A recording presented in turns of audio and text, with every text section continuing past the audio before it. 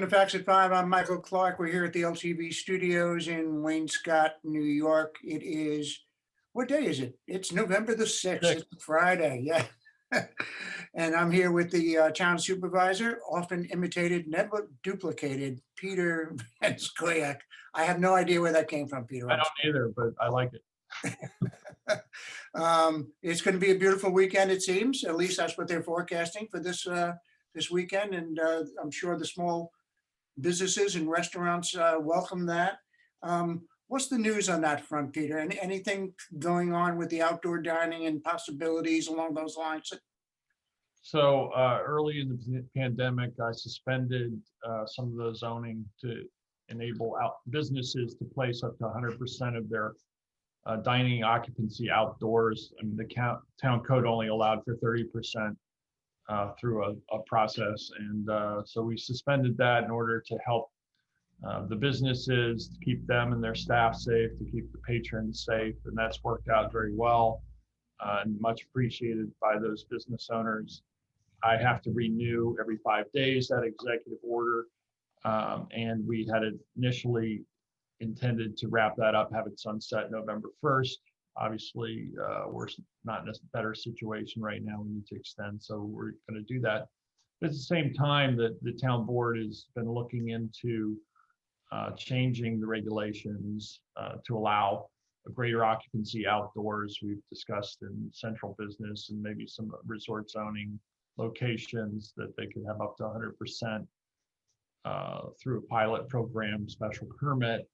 Wouldn't require a full-blown site plan review, but it would allow the town to have, some authority remaining to make sure that businesses comply, and extending to maybe some more stringent restrictions for other zones, such as neighborhood business, where those restaurants might occur. A little more restrictive, but to help businesses. This has been a really difficult time.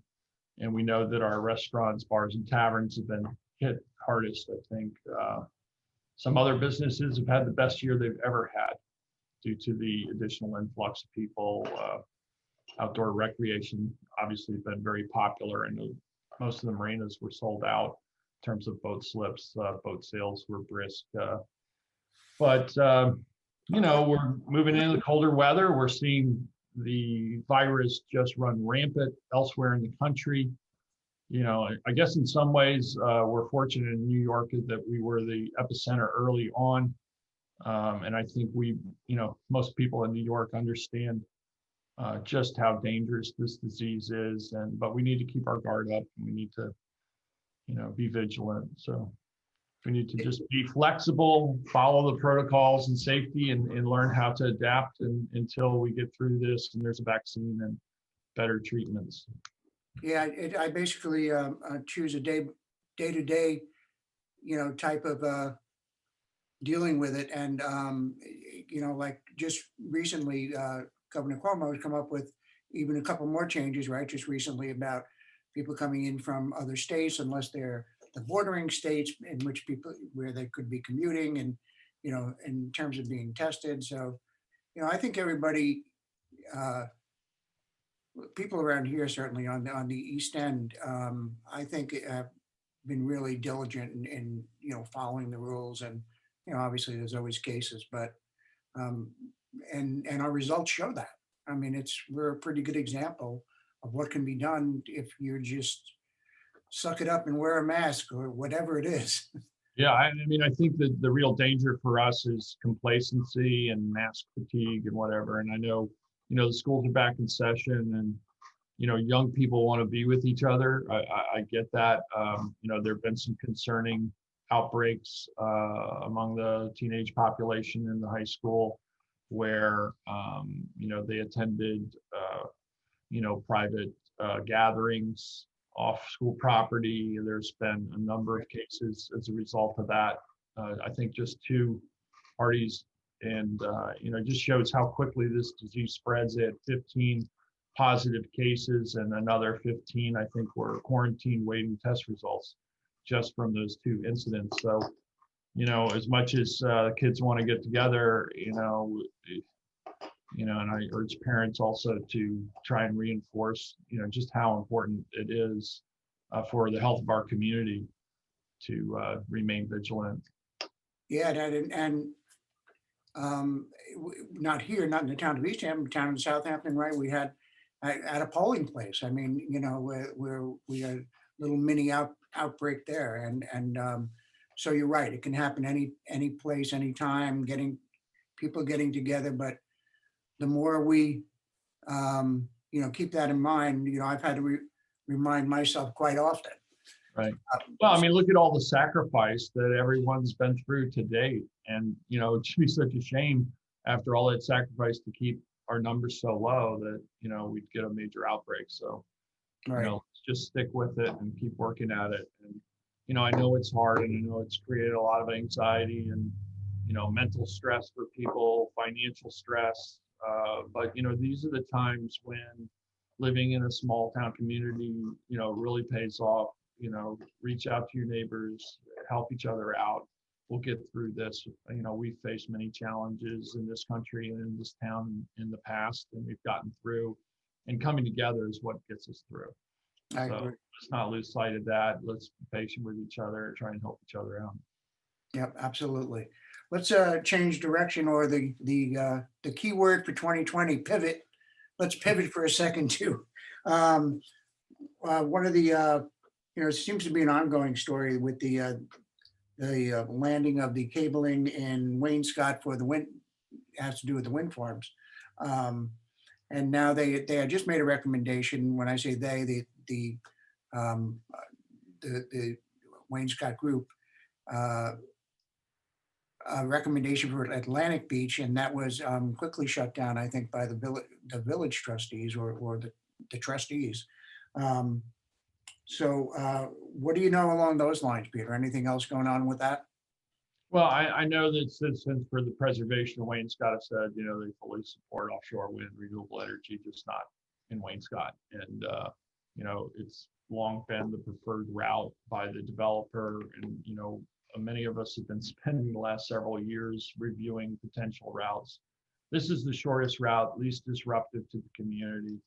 To try and land it in Amagansett, it has to terminate with the Cove Hollow substation. So you have a much greater distance you have to travel, and much more disruption, whether you're going on roadways or trying to go overhead and build new overhead, cables and poles. It just doesn't, it's a much busier public beach, more parking. Obviously, that would be more disruptive. So I think the trustees, saw that right away and just said, no, we're not interested in this location at all. Right. They are supportive of the beach lane location, as is the majority of the town board. We're continuing to, discuss the easement. I believe we've finalized the language. We have a few more details to work out on the distribution and host community agreement, and then I think we'll be ready to present these documents to the public for a special dedicated meeting, which the public can comment on them to us prior to any authorization of those documents. So that's the process then. So I was just going to ask you, when do we stick a fork in it and say it's done? It's going to happen. We're gonna go over how much more, of these type of things. That's the cable landing easements, the deals with the town and the trustees being worked out and authorized. There's still a significant amount of review that will take place, and litigation through the Public Service Commission process. Right. That will, at some point conclude, and a certificate will be issued or not. I suspect it will, having addressed so many of the issues that surround it. That's within New York State waters and New York State land. 3 miles offshore to the ultimate site of the windmills will be in federal waters. There's a separate process through BOEM, the Bureau of Ocean Energy Management, which reviews that. And there are many federal agencies that review that process, and that's ongoing. So I think the developer is looking at 2023 Okay. for the completion of that process. So. All right. Well, that's so ongoing. And we have a couple of minutes left here, Peter. We're going to have 3 minutes left. What else is going on over in your neck of the woods there? Well, yesterday we had our budget meeting. The preliminary budget was presented for 2021.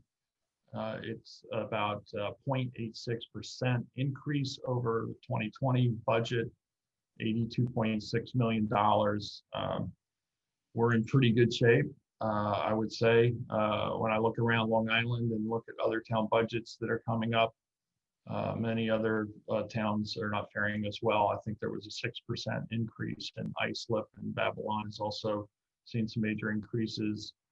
Our conservative budgeting has allowed us to maintain robust reserves to help us weather these additional costs. We had revenue shortfalls in 2020 due to COVID. We had increase in expenses due to responding to COVID that were somewhat significant. And, 3 days before I released my tentative budget, I got word from the county exec that they were cutting our police funding in half. Because we provide our own police department, we pay Suffolk County taxes.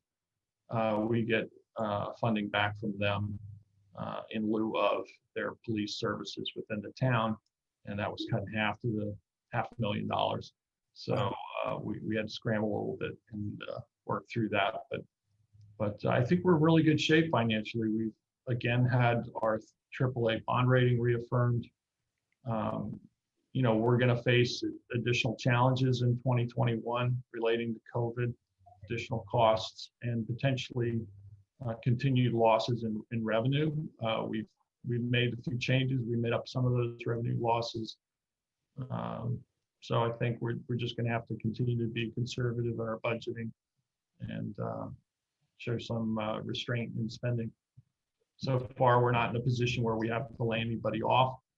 That's the very last thing that I would want to do. I think it's important to try and maintain the government as it is now. We're pretty robust in terms of our staff, but we're not in any way bloated. We're a lean fighting machine, I think. Yeah. Well, we appreciate all you do, Peter, and your whole crew over there. We deal with them often and deal with you guys often, but keep it going, and we'll talk at sometime again next week. Thanks, Michael. And just a shout out to all the town employees who've helped keep us going through this period. So I know it's been difficult, but we've got some really great, dedicated people. And I'm blessed to have a supportive board as well. Nobody can do any of this on their own. And I just think we have a fantastic team here. And I just want to thank everybody. I happen to agree with you. So until next time, have a good evening. Have a good weekend. Thanks so much, Michael. Everybody stay safe and be well. Take care. You too.